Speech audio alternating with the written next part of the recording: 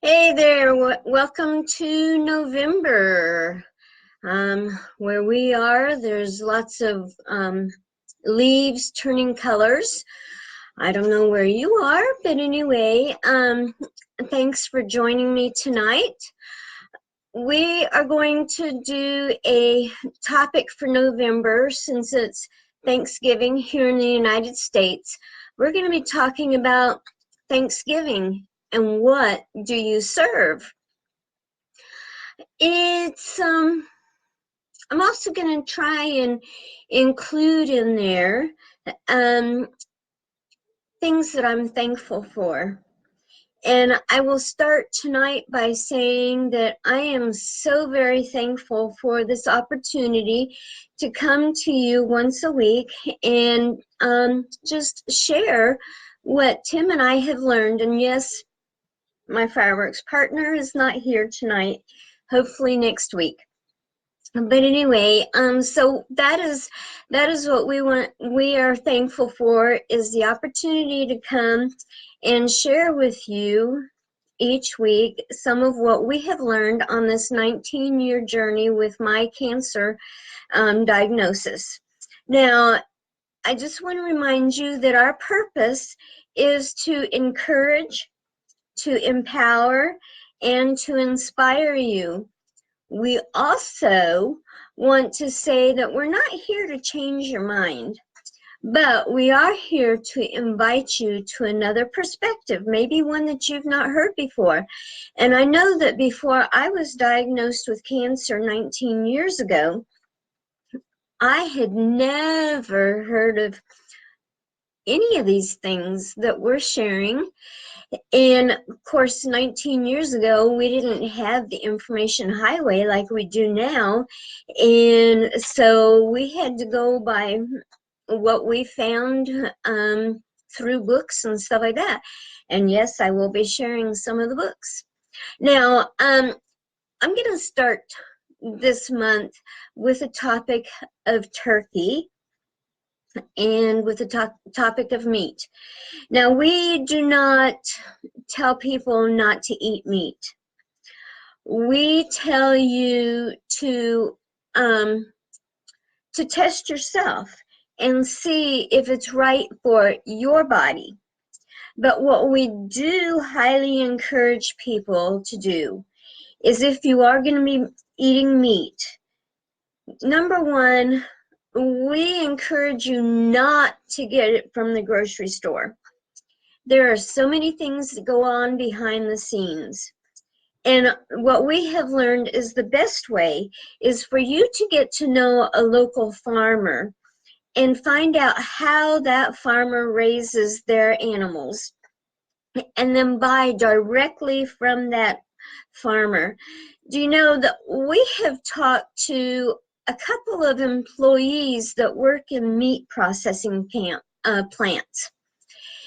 And they have told us that they wouldn't eat the meats that they processed because those meats, number one, the farmer, a good portion of the time, the farmer has given growth hormones so that that animal, in an unnatural fashion, is ready for market in half the time that what nature and God intended for it to be. That is not healthy at all.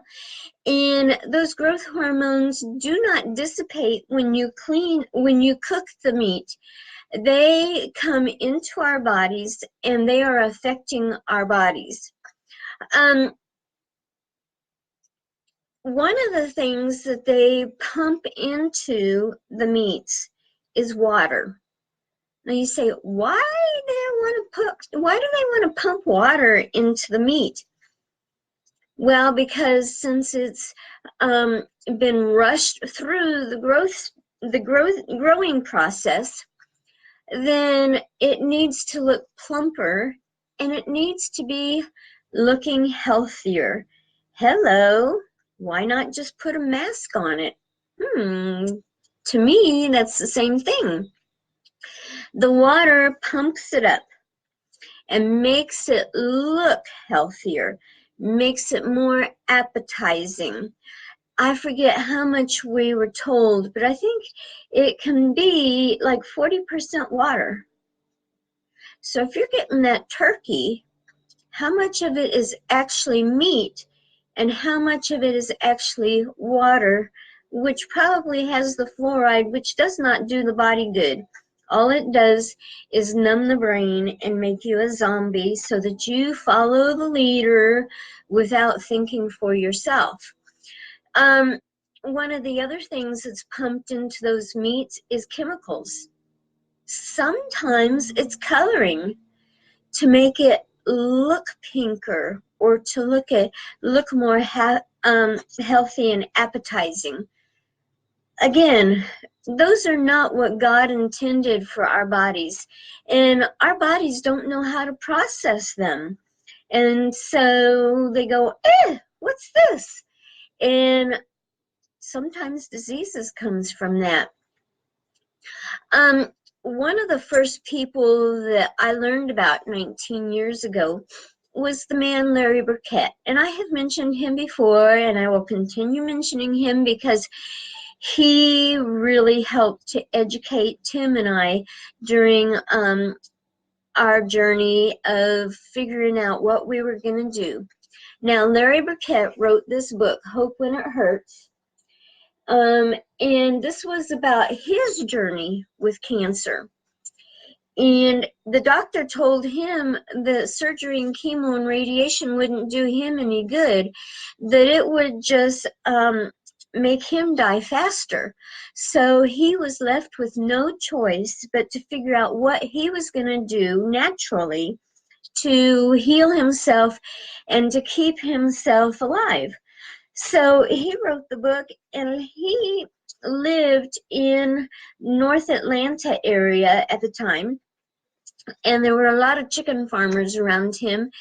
And he introduced me to the fact that those chicken farmers told him that they put ammonia in the feed for the chickens. I wouldn't open a bottle of ammonia and drink it. No way, Jose. How many of you would open a bottle of ammonia and drink it? Extremely toxic. Yet it's given to the animals. And it does not dissipate. It comes into your body no matter how you cook it. I have an uncle who used to be a commercial egg farmer. And I was trying to find a picture of him and of my daughter and I 30-something years ago, helping him collect eggs in his chicken house. He had 2 chicken houses. One had about 30,000 chickens, hens per house, and the other had 60,000. Now, those chickens were in a little tiny cage. Not very big, maybe, I don't know, 2 foot by, I know, maybe 4 foot by 4 foot, maybe. And there were about 4 chickens per cage, up to 4 chickens per cage. Now tell me, how healthy is that? God made the animals to roam and to forage the what they found on the ground. He provides naturally for them. What are we doing creating unnatural environments for them? I've put a link for Larry's book on in the description area, and the rest of the books that I'm going to be talking about, I've put links on there as well. Like I say, Larry Burkett was one of the first ones to educate us and to really inspire us and encourage us and to empower us. He is no longer with us, but his book can still be found in used format usually. But anyway, I encourage you to get it and look through it. Then Another book that you're going to get tired of me talking about, possibly, is the Food Additives. Yep, this is the one that has all the additives listed and the interactions that they have with other chemicals and how they can affect the body. You know, I don't talk about these just to hear myself talk. I talk because they are extremely important if we're going to take care of this temple of the Holy Spirit that we call our bodies. The next book that I'm going to talk about is Poisons in Our Food. And this is actually written by a doctor, Dr. Vanda Shiva, and Dr. Myra Shiva. And then there's a Dr. Vaibhav Sin. I don't know how to say those. But anyways, they are Indian doctors. And this again talks about the poisons that are in our foods.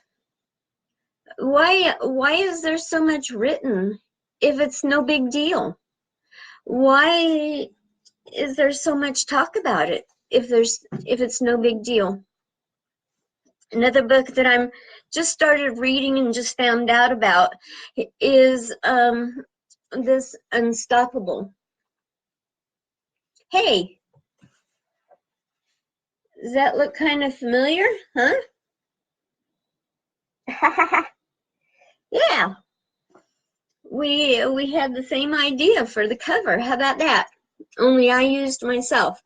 This is written by Zen Honeycutt, and she is the founder of Moms Across America, which is a Facebook page that you can follow. And she got extremely concerned when her children were continually being sick. And she started doing investigations. This has been maybe 5-7 years ago. I don't remember exactly when she started doing this. But anyway, it's a really good read because she walks through a lot of what she found out about the toxins and how they affect our bodies, and how so many of the health issues that are coming up are because of the additives that are being added to our foods that are extremely toxic. Again, if it's no big deal, why are so many of us talking about it and sharing and writing about it? Her children actually got healthier because of what she learned. So if you've got a family members that have chronic illness, and I apologize about the lighting here, daylight savings time has made it darker when we go to do this now, so but we will work around it. Another book that I really, really like is You Are What You Eat. And for those of you who can shop at Kroger, I actually had found this at Kroger, but it's probably been about 10 years ago. And it's, again, written by a doctor, Dr. Jillian McKeith. And just a lot of good information on the foods and what foods are nourishing for our bodies and what are not. And so, you know, these are a lot of good resources. And like I say, I've put the links in the description area. One more thing that I want to talk about, one more resource, is my friend Joe Horn wrote this book, Dead Pets Don't Lie. And it's about the food industry for the pets. And it is extremely scary. He's done a little bit of videos talking about it as well. And he actually does have a video that you can get through Skywatch TV. But these are going to be some of the resources that we're going to use for the month of November as we come up to Thanksgiving. And like I say, I just really encourage you to take the time. Think about what it is that you're serving your family and your friends. Think about how is it going to affect this temple of the Holy Spirit in a negative way or in a positive way. And my goal during this month will be to share some of the things that we are going to be serving for Thanksgiving for our family. But anyway, until then, have a good evening and a good rest of your week, and we will see you next week. Bye.